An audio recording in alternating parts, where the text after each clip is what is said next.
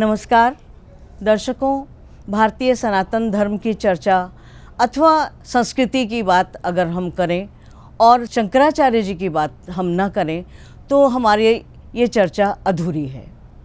आज हरिद्वार में तमाम अखाड़ों की पेशवाइयों के बाद शंकराचार्य जी की पेशवाई भी आज यहाँ पहुँच चुकी है हरिद्वार में। आज ज्योतिष पीठाधीश्वर और द्वारका पीठाधीश्वर जगत गुरु स्वामी स्वरूपानंद जी महाराज की पेशवाई आज हरिद्वार में आई। आइए देखते हैं पेशवाई की कुछ झलकियाँ।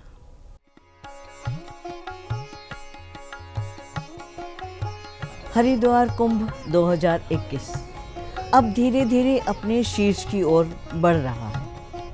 अब तक हरिद्वार कुंभ मेले में 12 अखाड़े अपने रमता पंचों के साथ विधिवत प्रवेश करने के बाद अपनी अपनी धर्मध्वजा के नीचे अपने अपने विधान शुरू कर चुके हैं।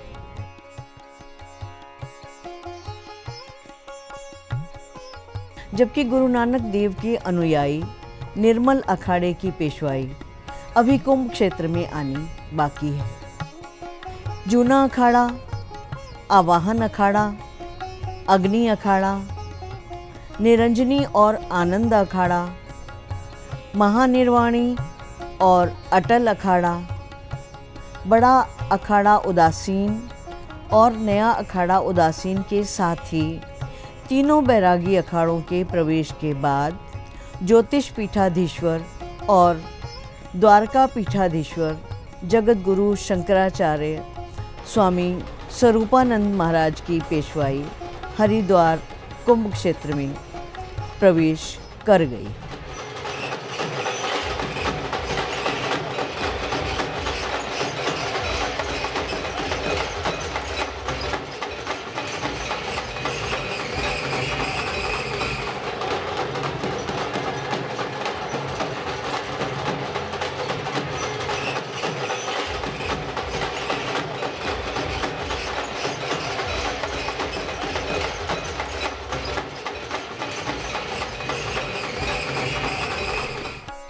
हरिद्वार कुंभ मेला क्षेत्र में आने के लिए शंकराचार्य स्वरूपानंद की पेशवाई परशुराम चौक से प्रारंभ हुई।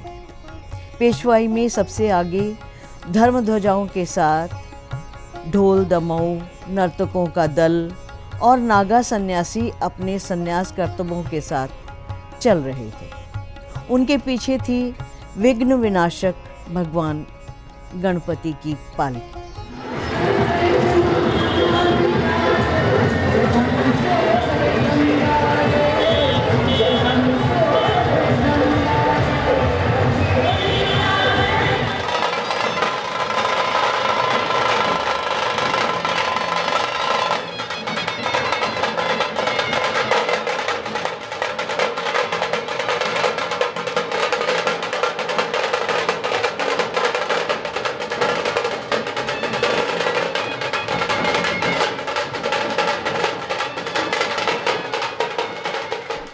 तिरंगे को भी पेशवाई में विशिष्ट स्थान दिया गया था।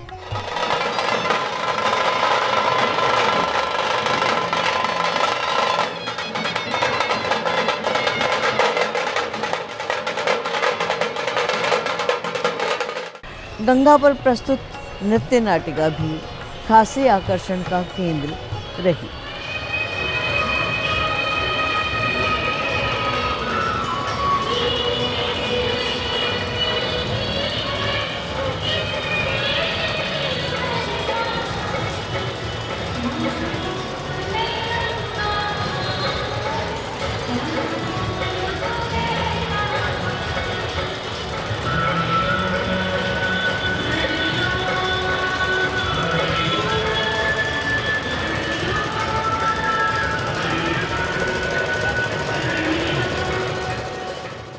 पेशवाई में स्वामी अविमुक्तेश्वरानंद महाराज और सतपाल ब्रह्मचारी सहित कई प्रमुख संत पैदल शामिल हुए।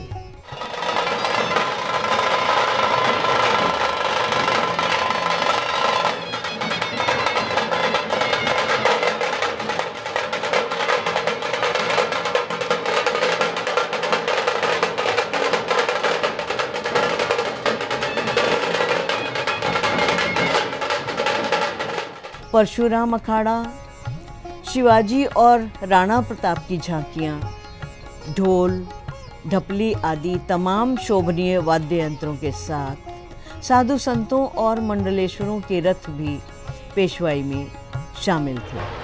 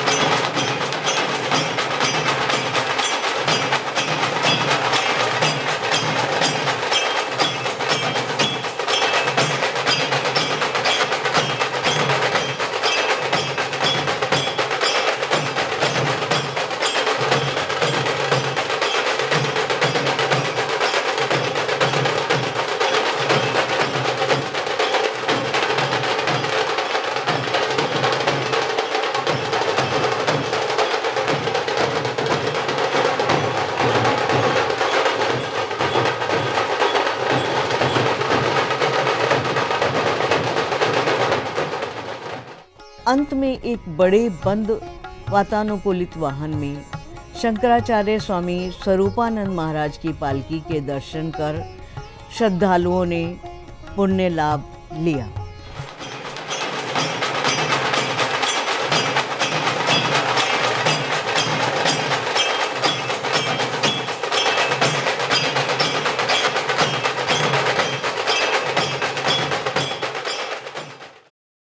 परशुराम चौक से शुरू हुई पेशवाई शहर के मुख्य मार्गों से होती हुई मीडिया सेंटर के निकट बने शंकराचार्य पंडाल में स्थापित हो गई। दूरदर्शन उत्तराखंड की टीम ने ज्योतिष पीठाधीश्वर तथा द्वारका पीठाधीश्वर जगत गुरु शंकराचार्य स्वामी स्वरूपानंद महाराज का मार्गदर्शन लिया।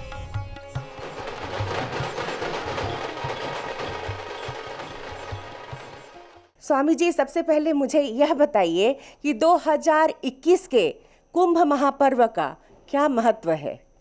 हरिद्वार में, प्रयाग में, उज्जैन में और गोदावरी के तट पर 4 स्थानों में कुंभ पर्व में स्नान का महत्व बढ़ता है। तो ये हमारे पुराणों के अनुसार माना जाता है कि इस अवसर पर यदि गंगा में या पुण्य तीर्थ में स्नान किया, जहाँ ये पर्व है वहाँ स्नान किया जाए तो अनंत गुणित स्नान का पुण्य प्राप्त होता है। चूँकि आप एक धर्म गुरु हैं और धर्म गुरु होने के नाते आप हमारे देश की जनता को क्या संदेश देना चाहते हैं? हमारे देशवासियों ने 3 वस्तुओं को बिगाड़ दिया है। एक तो वस्तु है अन्न। हम जो अन्न खा रहे हैं वो अन्न रासायनिक खाद की उपज है। जो हम सब्जी खाते हैं वो कीटनाशक के जहर से मिली हुई है। दूसरे, हमने अपना जल बिगाड़ के रखा है। आप अच्छी तरह से जानते हैं उत्तराखंड में कि गंगोत्री, यमुनोत्री, केदार, बद्री, कोई भी क्षेत्र जो है वहाँ से जैसे ही गंगा चलती है, यमुना चलती है, उसको आगे चलकर अनेक प्रकार से दूषित किया जाता है, तो वो बंद नहीं हो रहा है। नए नए बांध बांधे जा रहे हैं। तो हम लोग ये चाहते हैं कि जल से ठीक हो, हमारे देश की अनाज ठीक हो और पवन भी ठीक हो। हमने अपने देश की जो वायु है उसको इस प्रकार बिगाड़ा है कि देश में जो हमारे यहाँ जंगल होते थे, पेड़ पौधे होते थे, हमारे उत्तराखंड में इतनी हरियाली होती थी कि यहाँ लोग देखकर प्रसन्न होते थे, लेकिन आज इसी हिमालय के पर्वत मुंडे दिखाई पड़ रहे हैं। हम कुंभ में आए हैं डुबकी लगाने, कुंभ से हम और क्या लेकर के जाएं, आप हमारे दर्शकों को बताइए। गंगा हमारे पापों का नाश कर देती है। अगर हम गंगा में स्नान करते हैं और मुख्य रूप से कुंभ पर में स्नान करते हैं तो हम एकदम शुद्ध हो जाते हैं। तो ऐसी स्थिति में अब उसके पश्चात ऐसा जीवन हमको जीना चाहिए कि जिससे फिर अशुद्धि न हो। क्योंकि हो सकता है आज हम आए हैं और हमने गंगा स्नान करके अपने को शुद्ध कर लिया है, फिर से कभी गंगा के पास आने का हमें अवसर मिले या न मिले। इसलिए अब इसके बाद अपने जीवन को पवित्र बनाना चाहिए। तो जो भी हमें धर्म कार्य करना हो तो अपने शास्त्र को देखकर, उसको सुनकर उसी के अनुसार करना चाहिए। धर्म जो कहता है वही गुरु कहता है, गुरु जो कहता है वही धर्म है। सनातन धर्म प्रेमियों के लिए आप क्या संदेश देना चाहते हैं? हम यही कहेंगे कि सनातन धर्म के ही अनुसार आप लोग आचरण करें। और हमारा जो धर्म है, धर्म शब्द ही पर्याप्त है। सनातन हम विशेषण इसलिए लगाते हैं कि कुछ और भी पंथ अपने को धर्म कहने लग गए हैं। वस्तुतः जब भगवान ने संसार की रचना की तो सबसे पहले कौन सा धर्म बताया? सबसे पहले भगवान ने मनुष्यों को वेदों के द्वारा धर्म का उपदेश किया। तो ये धर्म जो है अनादि धर्म है, इसीलिए इसको सनातन कहते हैं। सना माने सदा, तन माने रहने वाला, और यही अंत तक रहेगा। और इसी के लिए भगवान का अवतार होता है। जगत गुरु महाराज, हम यह जानना चाहते हैं कि ये जो महाकुंभ है तो इसमें बहुत सारी धार्मिक चीजें हैं, लेकिन कोरोना संक्रमण जो बढ़ रहा है तो उसके लिए आप यहाँ जो आए हुए लोग हैं तो उनके लिए आप क्या कहना चाहेंगे? हमारे जो शासन के लोग कोरोना की जो क्षति हो रही है देशवासियों के ऊपर, उससे बचने के लिए जो उपाय बता रहे हैं उनका लोगों को सबको अवलंबन करना चाहिए। मुंह में सब लोगों को वो जो पकौड़ा बांधा जाता है, मास्क वो लगाना चाहिए। एक दूसरे से स्पर्श से बचना चाहिए और साथ ही साथ अपना खान पान सही रखना चाहिए। और साथ ही साथ आवश्यक ये है कि हम अगर इससे पीड़ित हो जाते हैं तो हम ये प्रयत्न करें कि दूसरे भी न हो। तो दर्शकों, आपने देखा शंकराचार्य जी की पेशवाई है।